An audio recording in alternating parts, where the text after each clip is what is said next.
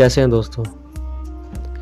ये जो नक्शा आप देख रहे हैं ये मिडिल ईस्ट है, पूरा अरब वर्ल्ड, गल्फ कंट्रीज यानी कि खाड़ी देशों का ग्रुप, बहुत ही अजीबोगरीब ज्योग्राफी से घिरा हुआ। हज़ारों पैगंबरों की पैदाइश यहाँ हुई और यहीं उनकी उम्र गुजरी। दुनिया के 3 बड़े मज़हब यानी इस्लाम, क्रिश्चियनिटी और जुडाइज़म, ये तीनों की शुरुआत यहीं से हुई। और ये खेमा खजूर वाली ज़मीन, इसी ज़मीन के नीचे दुनिया का 80% तेल मौजूद है। पेट्रोलियम के बहुत बड़े बड़े भंडार यहाँ मौजूद हैं। यहाँ बड़े बंजर रेगिस्तान भी हैं, बहुत सारे दूर तक फैले हुए पहाड़ भी हैं और कई हज़ारों साल पुरानी सभ्यताएं यानी एंसेंट सिविलाइजेशन भी यहीं पे हैं। ढेरों वर्ल्ड हेरिटेज साइट्स भी यहाँ पे हैं और हज़ारों अजूबे जिन्हें आज भी देखकर हैरानी होती है, जैसे पिरामिड्स, पेट्रा के महल, कई 100 साल पुराने चर्च, पुरानी खूबसूरत मस्जिदें, हज़ारों साल पुराने शहर, और जिन्हें देखने के दुनिया भर से लोग हर साल यहाँ पे आते हैं। हज़ारों जंग के मैदानों के निशान भी मिलेंगे और अपने आप में बहुत सारे हज़ारों छुपाए हुए, जिन्हें जानने के लिए दुनिया भर के लोग रिसर्च के हिसाब से यहाँ पे आते हैं। यही मिडिल ईस्ट है जो कई छोटे बड़े अरब देशों का एक ग्रुप है। हर अरब देश का अपना इतिहास है, जिनमें कुछ आबादी के लिहाज से बड़े हैं तो कुछ एरिया के हिसाब से बड़े हैं। और मिडिल ईस्ट के कुछ देशों में आज भी राजशाही का ही रिवाज है, कुछ में डेमोक्रेसी है तो कुछ में मिली जुली सरकारें चल रही हैं। यहाँ पे सऊदी अरब, ईरान, इराक, मिस्र, जॉर्डन, लेबनान, फ़लस्तीन, ओमान, यमन, संयुक्त अरब अमीरात यानी यूएई, कतर, कुवैत, बहरीन, इसके सब हिस्से हैं। और आज सन 2024 में अरब देशों में एक तरफ जहाँ तरक्की है, दौलतों के ढेर हैं, ऊंची ऊंची खूबसूरत इमारतें हैं और रातों को खूबसूरत जगमगाने वाले शहर हैं, तो वहीं गरीबी और बदहाली भी खूब बहुत है। बहुत अरब देशों में आज भी गरीबी का भी ग्राफ बहुत ज़्यादा है। हंगामा, बेचैनी, जंग, फौजी कार्रवाइयाँ जारी रहती हैं। और आज हम सोशल मीडिया, प्रिंट मीडिया और न्यूज़ में आए दिन नई नई खबरें सुनते हैं मिडिल ईस्ट के बारे में। और सबसे ख़ास बात कि आज के सुपर पावर अमेरिका और उसके विरोधी रशिया और चाइना भी इसी मिडिल ईस्ट में अपने अपने असर को मजबूत करने में लगे रहते हैं। या यूँ कह के एक तरह से प्रॉक्सी वॉर के लिए खुला हुआ जंग का मैदान है ये, जहाँ हर एक देश की विदेश नीति चलती रहती है। आखिर इतना दिलचस्प है मिडिल ईस्ट, जिसकी बहुत लंबी दास्तान, लेकिन कभी किसी ने सोचा है कि नहीं सोचा कि ये क्या वो इतिहास था, क्या वो वजह थी कि आज का हमको मिडिल ईस्ट ये नज़र आता है, ये आज की गल्फ कंट्रीज़, ये पूरा मध्य पूर्व। किसने ये सरहदें खींची अरब देशों के बीच? क्या वो वजह थी जो आज का मिडिल ईस्ट दुनिया के नक्शे में उभर के आया है? और क्या थी वो एक बड़ी हुकूमत और बड़ी ताकतवर मुस्लिम हुकूमत जिसको खिलाफत का नाम दिया गया? वही खिलाफत जो आखिर में टूट के बिल्कुल बिखर गई, ख़त्म हो गई। इस खिलाफत को तोड़ के उसमें से कई देश निकले जो सब के सब मिलके इस मिडिल ईस्ट को बनाते हैं। Welcome to the insider.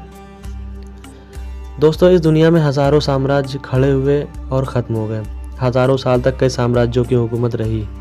कई कई देश एक ही साम्राज्य का हिस्सा रहते। एक ही राजा कई देशों पे अकेले राज करता था।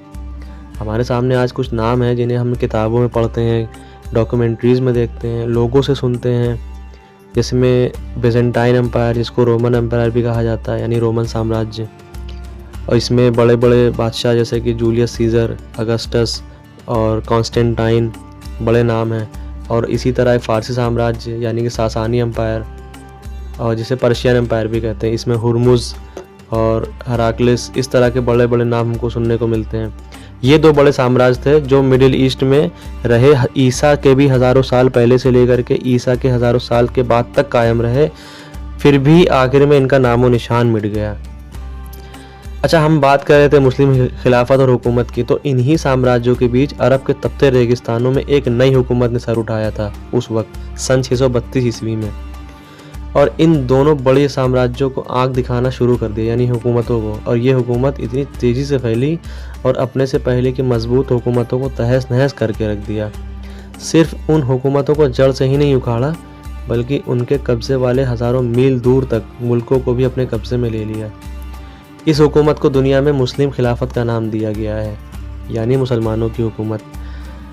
जब ये खिलाफत बिल्कुल नई नहीं थी, उस वक्त अरब के तपते रेगिस्तान में पाले हुए लड़ाके जंगजू बाहर निकल के रोम, इराक, ईरान, मिस्र इन सब देशों के बड़े बड़े महलों को नहीं देखा था, ना ही हीरे जवाहरात के ख़जानों को एक साथ देखा था। इनका गुजारा खजूरों पे हुआ था।